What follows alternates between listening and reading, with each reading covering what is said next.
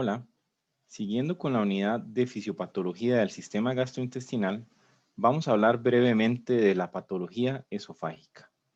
Algunas patologías esofágicas realmente. Hay que recordar que tanto faringe como esfínteres, los esfínteres esofágicos superior e inferior y el esófago como tal tienen tanto funciones propulsivas como funciones protectoras, que van desde el paso de la comida hasta el transporte del bolo alimenticio hasta el estómago, hasta lo que sería la protección de las vías aéreas del reflujo gástrico, la limpieza del material refluido del estómago, la protección del esófago del reflujo gástrico y además la protección de las vías aéreas, no solo del reflujo gástrico, sino también de lo que estamos deglutiendo en el momento.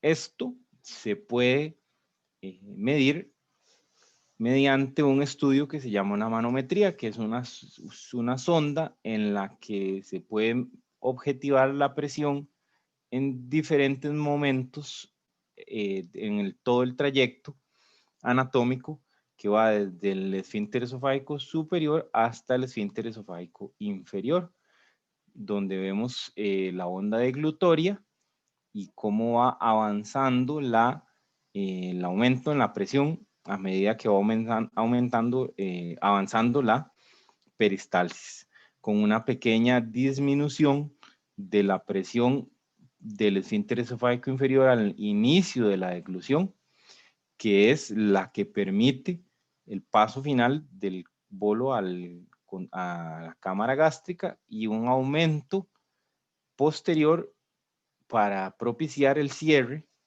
del esfínter esofágico inferior y impedir el retorno, el reflujo al esófago. Esta es la sonda de manometría y esta es una manometría usual con estímulos episódicos y la respectiva medición de los mismos en el tracto digestivo alto.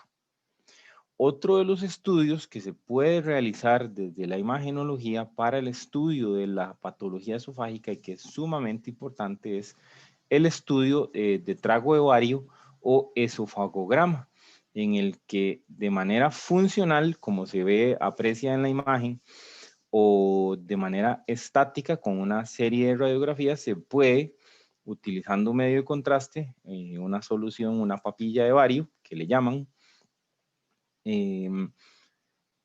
colorear, dibujar, evidenciar el trayecto y la anatomía esofágica del paciente al momento del examen.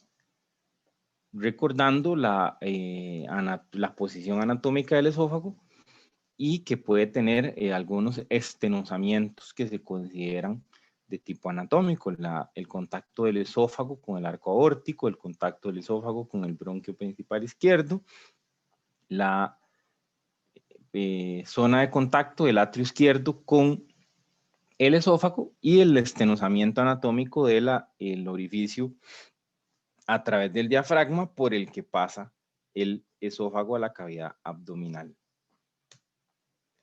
Las enfermedades del esófago son muchas. Se pueden agregar a clasificar como trastornos motores, esofagitis, divertículos, problemas obstructivos como membranas o anillos, desgarros y cáncer.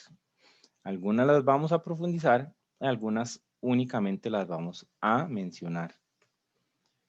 Es importante tener claro los síntomas a la hora de estudiar la patología esofágica. Una cosa es la odinofagia, que es el dolor al tragar, y una cosa es la disfagia, que es la dificultad para tragar, que puede clasificarse como disfagia lógica, en el que la disfagia es permanente y es progresiva, afectando primero los sólidos, luego los alimentos blandos y por último afectando hasta la deglución de líquidos.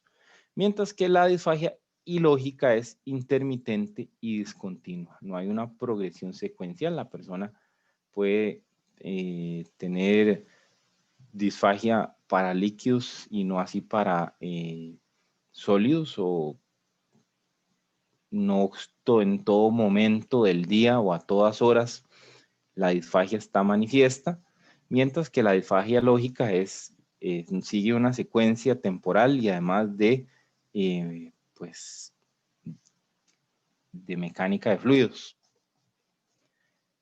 La disfagia la podemos separar primero si es una disfagia orofaringia, en el que vamos a concentrarnos en patologías de vía respiratoria alta, secuelas de cáncer, enfermedades neurológicas que afecten la coordinación cricofaringia.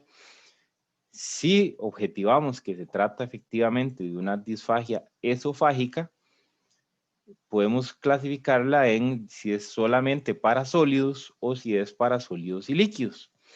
La disfagia para sólidos debe elevar las alarmas por una obstrucción mecánica, la cual puede ser intermitente, como patologías sistémicas que se comportan con estrechez, o progresiva, en el que se debe hacer la distinción de si es lentamente progresiva y hay asociación con enfermedad por reflujo gastroesofágico, o si es una disfagia para sólidos progresiva, muy rápida, en una persona de más de 50 años gravemente enferma, en el que debe pensar en cáncer primero que en otras situaciones pues menos importantes para el paciente. La disfagia de sólidos y líquidos debe hacer sospechar un trastorno motor, y si es progresiva podemos tener enfermedad reumatológica conocida como esclerodermia, en el que también asocia otras manifestaciones sistémicas, pero puede asociar una afectación de la función esofágica motora y además reflujo gastroesofágico. Y si asocia regurgitación, síntomas respiratorios como tos o broncoaspiración recurrente y pérdida de peso por malnutrición, nos debe hacer sospechar de acalasia o estenosis del esfínter esofágico inferior, que ya vamos a detallar. Si la persona tiene disfagia, el esofagograma se convierte en un estudio de mucha utilidad para distinguir entre divertículos, como por ejemplo divertículo de Zenker, la acalasia propiamente, que es un aumento del tono del esfínter esofágico inferior y pérdida de las contracciones normales del esófago. Causas obstructivas que serían bastante obvias y además permitirían definir cuál es la línea de diagnóstico y manejo a seguir. El reflujo y la manometría. El esofagograma puede ser normal y requerir otros estudios como visualización directa con endoscopía o la medición de las presiones intracavitarias para poder hacer el diagnóstico. Entonces vean que el esofagograma es muy versátil para clasificar y distinguir el diagnóstico diferencial de la afectación esofágica. Podemos tener fibrosis, podemos tener compresión extrínseca por tumores, podemos tener divertículos con retención de alimentos parcialmente digeridos, podemos tener atresias de tipo congénito y además podemos tener la formación congénita o desarrollada en el secundario a algún procedimiento de un trayecto aberrante entre el tubo digestivo y la vía respiratoria, o lo que se conoce como una fístula traqueoesofágica, que en este caso es congénita.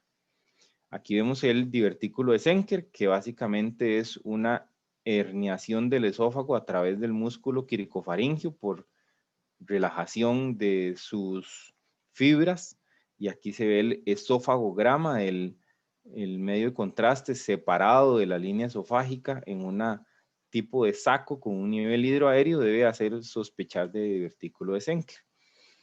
Cuando una persona presenta muchos episodios de vómito, por ejemplo, la paciente embarazada en el primer trimestre o el etilista crónico se puede presentar, o inclusive en trastornos de alimentarios, como la bulimia, por poner algunos ejemplos, se puede presentar el desgarro de Mallory-Weiss, que es una afectación incompleta de la unión gastroesofágica, que puede provocar un sangrado digestivo alto, importante, y el síndrome de Boerhaave, que es una manifestación un poco más grave del mismo fenómeno, pero aquí con ruptura completa de del esófago a nivel torácico. Y esto pues nos puede dar mediastinitis con mucho dolor torácico y shock, y la presencia de enfisema subcutáneo, o como habíamos mencionado en EPOC, la palpación de aire subcutáneo producto de la liberación de burbujas de aire deglutido al espacio mediastinal y la respectiva drenaje del mismo. Muchas causas de trastornos motores esofágicos secundarios. Podemos tener por enfermedad por reflujo gastroesofágico, por cáncer, por enfermedades sistémicas que nos afecten la función del esófago. Ya hemos mencionado esclerodermia. Podemos mencionar también enfermedades tiroideas, la neuropatía de la diabetes mellitus, la afectación de la musculatura y de inervación del esófago por Chagas, por ejemplo. Entonces, trastornos motores del esófago secundarios hay montones. Hablando específicamente de patologías del esfínter esofágico inferior, debemos hablar de dos etiologías importantes. La del esfínter esofágico inferior con tono aumentado o tono muscular excesivo, que se llama acalasia, y la probablemente conocida por todos, enfermedad por reflujo gastroesofágico, que se presenta cuando el tono muscular del esfínter esofágico inferior está disminuido. La acalasia es un trastorno motor esofágico y además asocia inhibición de la relajación del esfínter esofágico inferior, o sea que el tono basal del esfínter está aumentado por inhibición de las neuronas que normalmente lo mantienen o permiten su relajación al momento de la deglución. Ocurre de igual manera entre hombres y mujeres, en un adulto de edad media. No existen factores de riesgo conocidos y pareciera que su posible etiología es autoinmune, aunque no está completamente claro. La obstrucción es funcional. Si uno analiza anatómicamente al inicio ese esófago, no va a encontrar ningún cambio morfológico, únicamente funcional. Por supuesto que con el paso y el avance de la enfermedad, el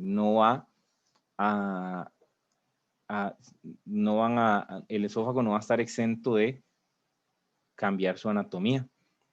Y aquí vemos en el esofagograma de un paciente, este es uno que ya pues es normal con las estenosis que ya habíamos mencionado, pero en este vemos una importante estenosis o cierre del esfínter esofágico inferior con la imagen característica de pico de Lora que se menciona en acalasia, con una dilatación por encima de la estenosis a nivel del esófago. Entonces, parece que por pérdida de células ganglionares en el plexo mientérico, vamos a tener agangliosis, lo que nos va a dar aperistalsis esofágica o ausencia de contracciones y un aumento del tono del esfínter esofágico inferior por la no inhibición de la contracción del músculo liso del esfínter esofágico inferior mediada por neuronas no colinérgicas, no adrenérgicas. Entonces, vemos cómo la inflamación del plexo mientérico lleva a una inhibición de la función neuronal, con inclusive destrucción de las mismas, y la acalasia, que con el tiempo el esófago se dilata y el esfínter esofágico inferior se hipertrofia. Entonces aquí vemos un esofagograma con la imagen típica de acalasia, con la imagen de pico de pájaro y la dilatación por encima de la estenosis del esófago. Entonces, aquí nuevamente vemos en relación a la manometría cómo a nivel del esófago distal hay un importante aumento de la presión y cómo a pesar del fenómeno de la deglución, el esfínter inferior tiene una presión muy alta con respecto al estómago, lo que no permite su adecuada apertura, generando pérdida de peso por mala nutrición, disfagia, dolor, y eso puede generar esofagitis, eliminación o vómito de alimentación no digerida y neumonía por broncoaspiración, puesto que este esófago es propenso a retener bolo alimenticio y por cuestiones de gravedad o por predisposición al vómito, puede haber aspiración o microaspiración de contenido intestinal y subsecuente neumonía por aspiración. Entonces, la manometría esquemática del paciente con acalasia es un aumento de la presión intraesofágica globalmente aumentado, con ausencia de contracciones peristálsicas y un fallo en la relajación del esfínter esofágico inferior, que no vemos una caída o una relajación adecuada del esfínter esofágico inferior desencadenada por la diglución, como veíamos en la manometría inicial. ¿Cuál es la presentación clínica? Ya lo dijimos, disfagia es el síntoma pivote, regurgitación de comida inclusive de días después de digerida o de consumida, dolor torácico por espasmo o por presión a nivel intratorácico, pérdida de peso por malnutrición y neumonías por aspiración por microaspiración recurrente de contenido esofágico. ¿Cuál es el tratamiento? Va a depender de la severidad. Podemos dar medicamentos para disminuir el tono del esfínter esofágico inferior. Podemos dilatar con endoscopía o inyectar Botox para relajar el músculo del esfínter esofágico inferior, o tratamiento quirúrgico definitivo, que puede ser laparoscópico o mediante cirugía abierta. Y aquí vemos en el esofagograma, por ejemplo, diferencias entre la acalasia del cardias, el espasmo esofágico, que da la imagen de sacacorchos, y la estenosis esofágica de la totalidad del esófago, que pues a diferencia de la acalasia, que es una estenosis funcional con ausencia de peristalsis y dilatación compensatoria. La otra importante patología a mencionar en esta clase es la enfermedad por reflujo gastroesofágico, que como se puede intuir por el nombre, es básicamente el reflujo ácido al esófago con la subsecuente inflamación del mismo. Esto nos va a asociar síntomas o lesiones de la mucosa esofágica relacionadas con este ácido gástrico. Es bastante común y vamos a tener presentaciones como la esofagitis erosiva, que vamos a ver pérdida del epitelio normal, sangrado, irritación, o podemos tener el esófago de Barrett, que ya vamos a detallar en qué consiste.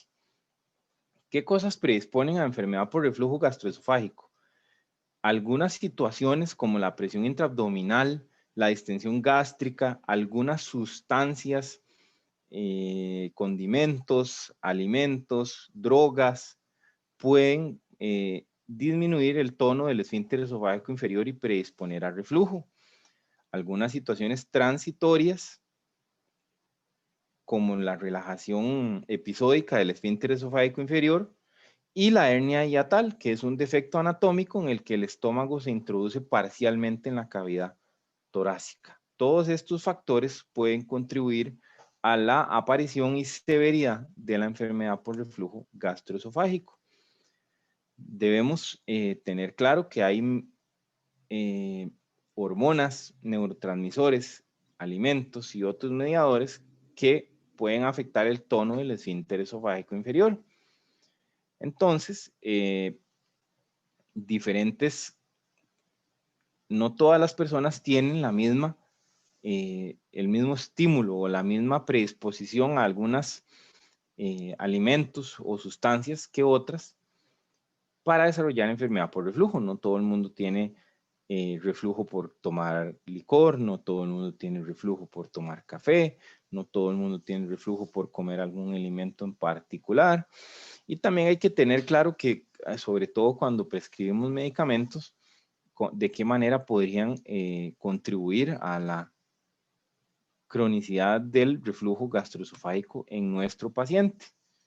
Entonces, si queremos analizar el funcionamiento de las fibras del esfínter esofágico inferior, podemos hacer ultrasonido, podemos hacer manometría, y esto nos va a permitir valorar los diferentes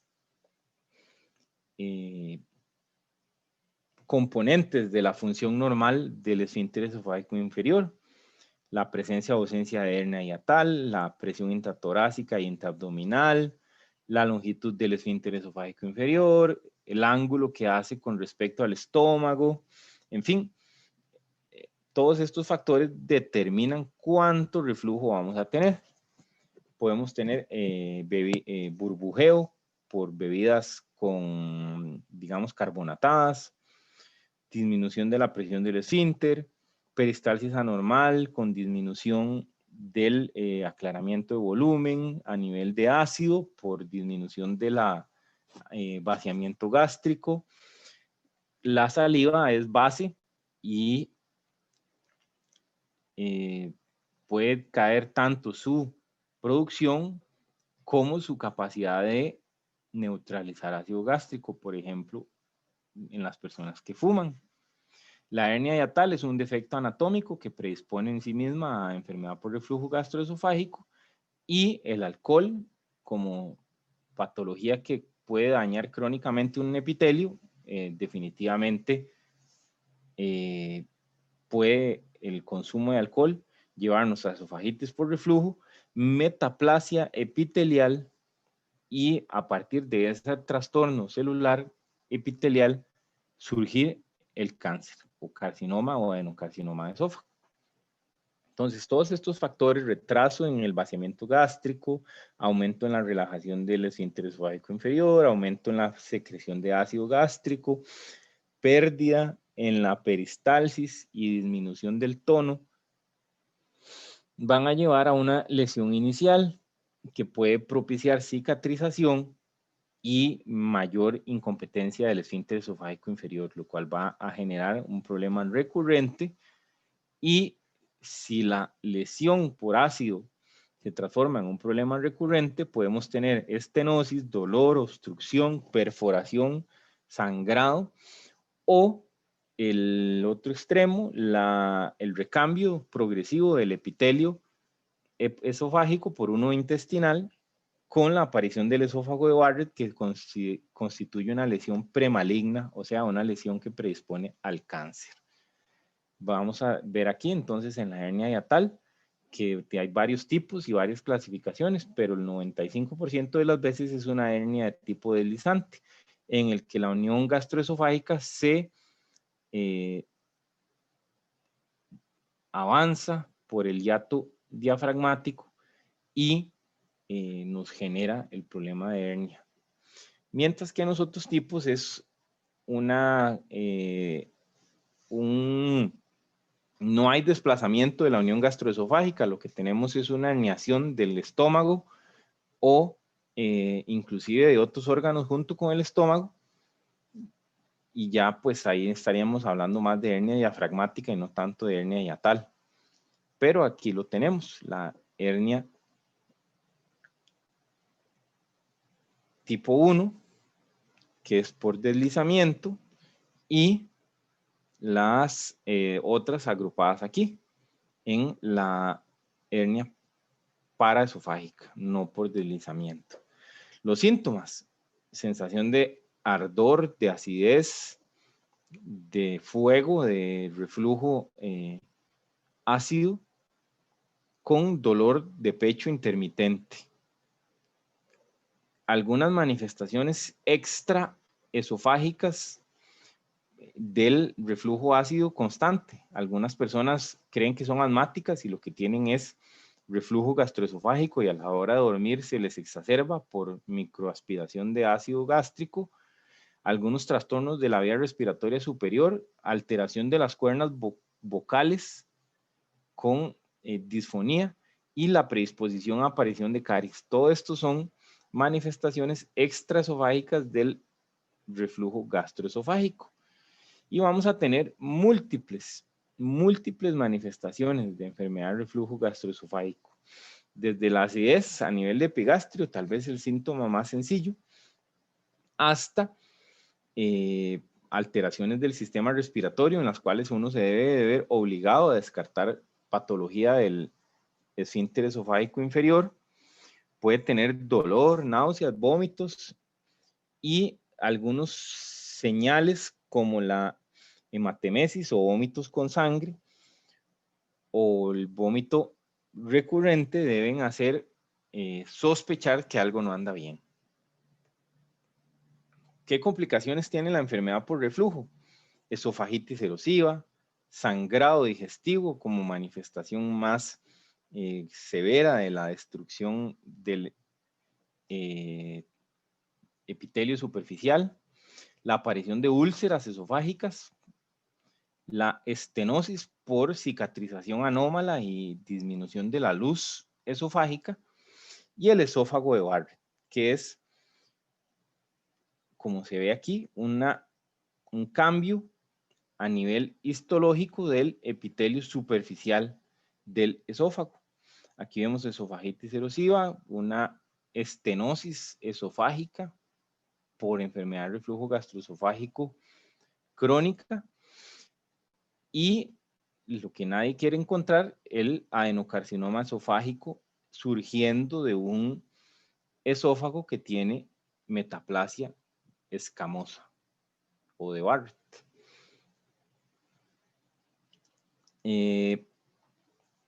Aquí vemos lo que serían las úlceras por esofagitis, que no en rara ocasión generan sangrado digestivo alto significativo, la esofagitis o las úlceras esofágicas.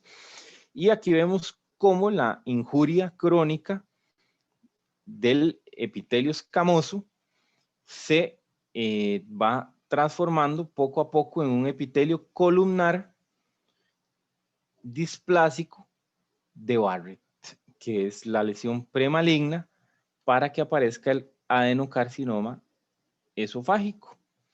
Entonces, básicamente es el reemplazo de un epitelio escamoso por uno columnar con importante cantidad de células caliciformes, sugestivo de metaplasia intestinal a nivel de esófago en relación a una disfunción del esfínter esofágico inferior y reflujo gastroesofágico crónico.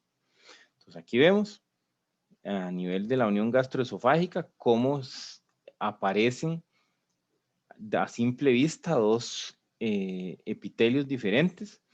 Aquí uno escamoso, típico del esófago, y este otro que ya corresponde a una metaplasia intestinal, que es el epitelio columnar con presencia de células caliciformes, el cual, insisto, constituye una lesión que predispone a la aparición de cáncer. Y eso sería con respecto al tema de patología esofágica.